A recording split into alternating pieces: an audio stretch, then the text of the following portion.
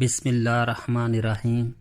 میری دوستوں سے گزارش ہے کہ ویڈیو کو لائک کریں، شیئر کریں اور چینل کو سبسکرائب کر دیں، ساتھ میں بیل آئیکن کا بٹن بھی دبا دیں تاکہ نئے آنے والی ویڈیوز آپ تک پہنچ رہیں۔ سلطان احمد اول اپنے والد کی وفات کے بعد اس وقت تخت نشین ہوئے جب عمر صرف 14 برس تھی۔ عثمانی سلاطین میں اس سے قبل اتنی کم عمری میں کوئی شخص تخت نشین نہیں ہوا تھا۔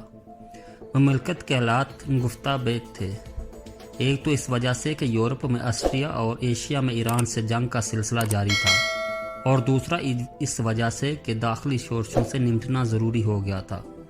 سلطان احمد نے اس کام کو پایہ تکمیل تک پہنچایا جو ان کے باپ نے شروع کیا تھا، یعنی جنگ کی تیاریوں پر خصوصی توجہ دی۔ سلطان احمد نے لالا محمد پاشا کو صدر اعظم حسن پاشا کا نائب مقرر کیا، جو کہ آسٹریا میں جہاد کرنے والی فوج کا سپہ سالار تھا۔ لالا محمد پاشا ایک بہترین سپہ سالار تھے۔ انہوں نے عثمانی لشکروں کی تقویت کے لیے خصوصی اہتمام کیے اور استراخون کی القلعہ کو فتح کر لیا۔ اس کے علاوہ اخلاق بغدادی اور اردل کے خلاف بھی جنگ ازما ہوا، لیکن بوجھوا ان سے صلح کر لی۔ جب لالا پاشا کا وصال ہوا تو کابوجی مراد پاشا صدر اعظم مقرر ہوئے، جو پہلے لشکر کے ایک حصے کے کمانڈر تھے۔ عثمانی لشکروں کو آسٹریا کو شکست دینے میں کامیابی ہوئی اور انہوں نے یانک، استراخون اور بلگراد وغیرہ شہر ان سے واپس لے لیے۔ اس کے علاوہ عثمانیوں کو ہنگری کے مقابلے میں بھی فتح حاصل ہوئی اور یہاں بھی آسٹریا کو شکست کا سامنا کرنا پڑا۔ اس کے کچھ عرصہ بعد آسٹریا نے عثمانیوں سے صلح کر لی اور 2000 سونے کے ڈوکیا بطور جزیہ دینے کی ہمیں بات لی، اور اس طرح ہنگری کا علاقہ دولت عثمانیہ کے زیر نگی آ گیا۔ ایک عرصہ تک عثمانی جہاز اسپانیہ کی فوج مقدس یوحنا کے مالٹا میں مقیم گھوڑ سواروں اور اٹلی کے امارات کے جہازوں سے برسر پیکار اور جاہلین کے درمیان فتح و شکست کا سلسلہ جاری رہا۔ عثمانیہ نے فرانس کو نئی مراد دینے کا اعلان کیا، اس طرح انگلستان کو بھی نئی مراد دی گئی۔ ان کے علاوہ پولینڈ کے ساتھ بھی اتفاق ہو گیا، جس کی روح سے سلطنت عثمانیہ کہیں ضروری تھا کہ قراقرم کے تاتاریوں کو پولینڈ پر حملہ کرنے سے روکیں اور پولینڈ دولت عثمانیہ پر قازاق کے حملوں کا جواب دے۔ ہالینڈ نے بھی عثمانیوں سے تجارتی مراد حاصل کر لی، لیکن انہوں نے ان مراد سے غلط فائدہ اٹھایا اور اسلامی علاقوں میں تمباکو نوشی کا رجحان کو عام کرنے کی کوشش کرنے لگے۔ بالخصوص فوج میں تمباکو نوشی کو مقبول بنانے کی طرف توجہ دی۔ اس حالات کو دیکھتے ہوئے فوج تو ناکارہ ہو جائے گی، مفتی نے اس کے خلاف فتویٰ صادر کر دیا اور تمباکو نوشی کی ممانعت کر دی۔ فوج اس طرف فتویٰ کے خلاف اٹھ کھڑی ہوئی۔ تمام ملازمین نے بھی ان کا ساتھ دیا، مجبوراً علماء کو خاموشی اختیار کرنا پڑی۔ اس طرح فوج اپنی خواہشات کی غلام بن گئی اور علماء کرام پر اعتراض کرنے لگی، اور غیر ملکی طاقتوں نے مسلمانوں کے اندر منشیات اور حرام اشیاء کو رواج دینے کی کوشش کی۔ چونکہ اللہ تعالیٰ نے ہمارے لیے پاکیزہ اور نفع بخش چیزوں کو حلال قرار دیا ہے اور ان چیزوں کو حرام اور ممنوع ٹھہرایا ہے جو ہمارے جسم، ہماری عقل اور ہماری دولت کے لیے نقصان دہ ہے۔ لہذا علماء کرام نے تمباکو نوشی کی حرمت کا فتویٰ صادر کیا اور اس کی بئی شرح کو ممنوع قرار دے دیا۔ تمباکو نوشی میں دینی، دنیاوی، معاشرتی اور طبی نقصانات یقینی ہیں، کیونکہ تمباکو نوشی نہ تو انسان کو صحت مند بنا سکتی ہے اور نہ ہی بھوک مٹاتی ہے۔ تمباکو نوشی صحت کے لیے انتہائی مضر ہے، اس وجہ سے یہ حرام ہے۔ اس کا شمار ان چیزوں میں ہوتا ہے جو ناپاک اور حرام ہے، جیسا کہ ارشاد باری تعالیٰ ہے۔ تمباکو نوشی کی بدبو ان لوگوں کے لیے تکلیف کا باعث بنتی ہے جو اسے استعمال نہیں کرتے، بلکہ اس سے اللہ تعالیٰ کے فرشتوں کو بھی تکلیف ہوتی ہے، کیونکہ جو چیز انسانوں کے لیے باعث تکلیف ہے وہ فرشتوں کے لیے بھی موجب اذیت۔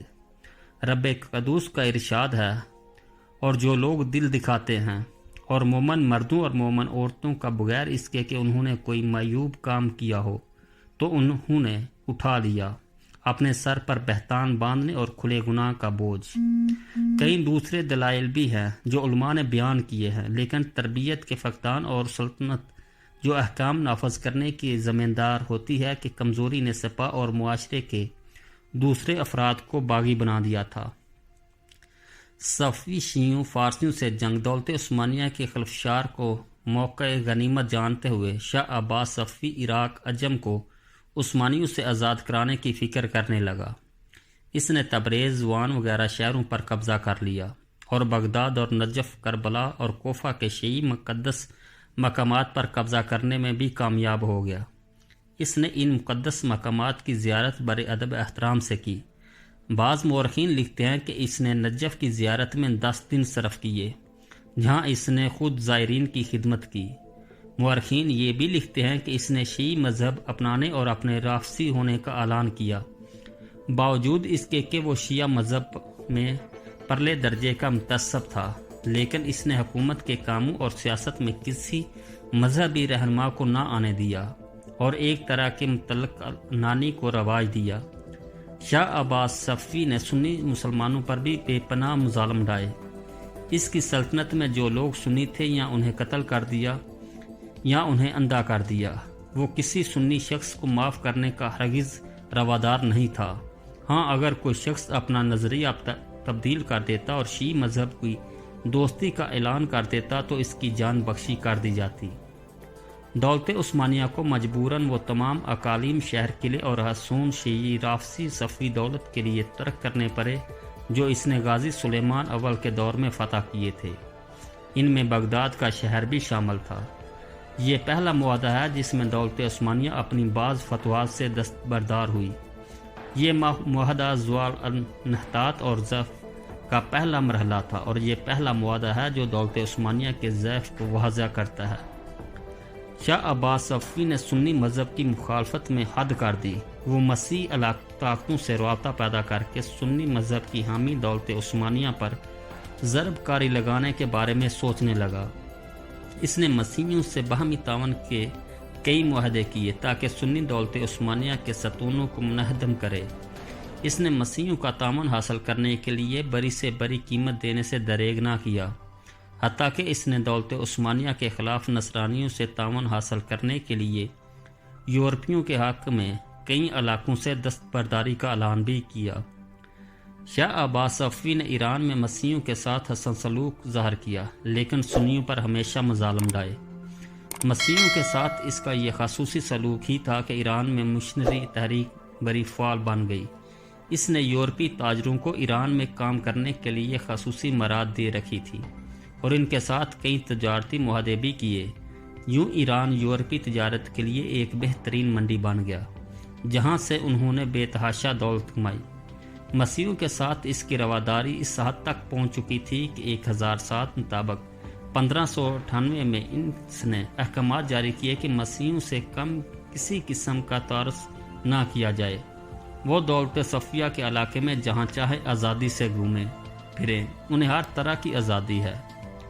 دولت صفویہ کے فرمانروا شاہ عباس نے جو شاہی حکم نامہ جاری کیا تھا، اس میں یہ بھی مذکور ہے کہ آج سے مسیح ملک کے شہریوں اور مسیح دین رکھنے والے لوگوں کو اجازت ہے وہ ہمارے وطن میں جہاں آنا چاہیں آ سکتے ہیں۔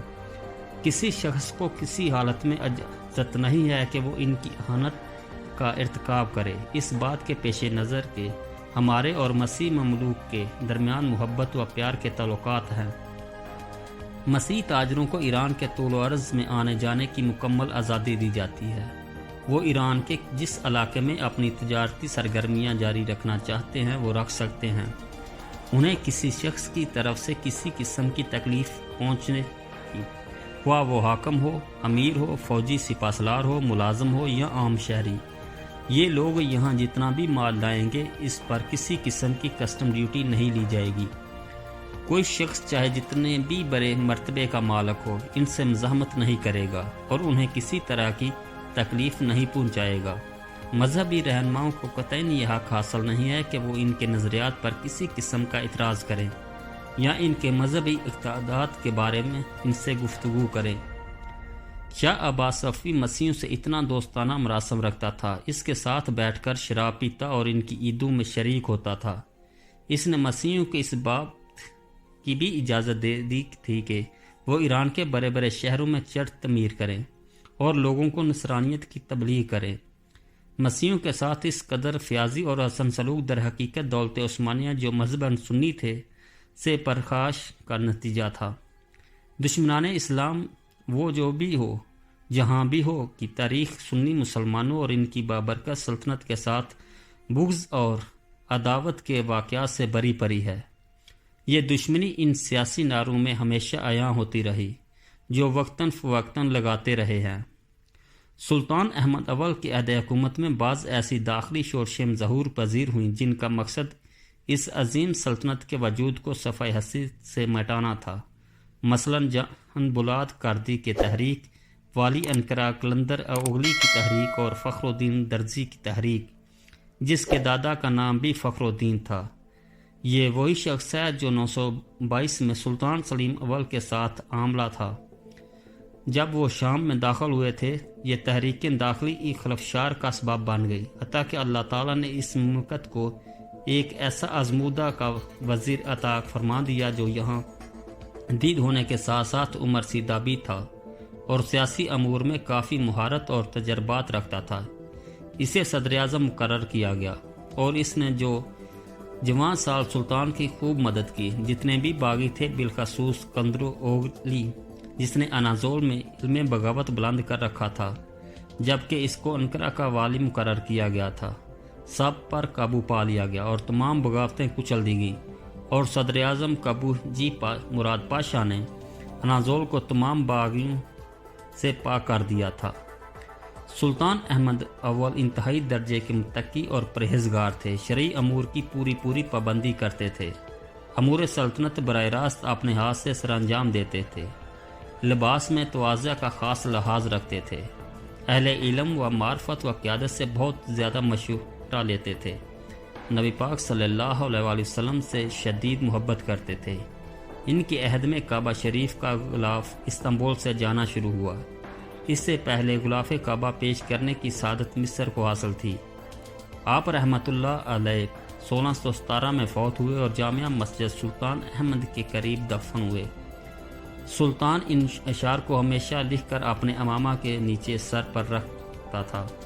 میں چاہتا ہوں کہ نبی عالی مقام صلی اللہ علیہ وسلم کی نائلین پاک کی تصویر ہمیشہ اپنے سر پر سجائے رکھوں۔ نبی پاک صلی اللہ علیہ وسلم جو انبیاء کے سردار ہیں، گلشن نبوت کے گل سرسبد ہے، اے احمد ان مقدس قدموں کو ایک لمحے کے لیے بھی اپنے سے جدا نہ کروں اور اس گل سربند کے قدموں کی خاک کو ہمیشہ اپنے چہرے کے لیے غازہ بنائے رکھوں۔ سلطان مصطفیٰ اول اپنے بھائی کی وفات کے بعد 1026 کو سلطنت کی زمام حاصل کی۔ اس کے عہد میں یہ بات کھل کر سامنے آ گئی کہ سلاطین کی تعین کے پیچھے کوئی غیر ملکی ہاتھ موجود ہے۔ اس کی صوابدید پر سلاطین کا تقرر اور معزولی ہوتی ہے۔ یہ سلطان 3 ماہ کے بعد معزول کر دیا گیا اور اس کی جگہ اس کے بھتیجے عثمان ثانی نے لی، جس کی عمر 13 سال سے زیادہ نہیں تھی۔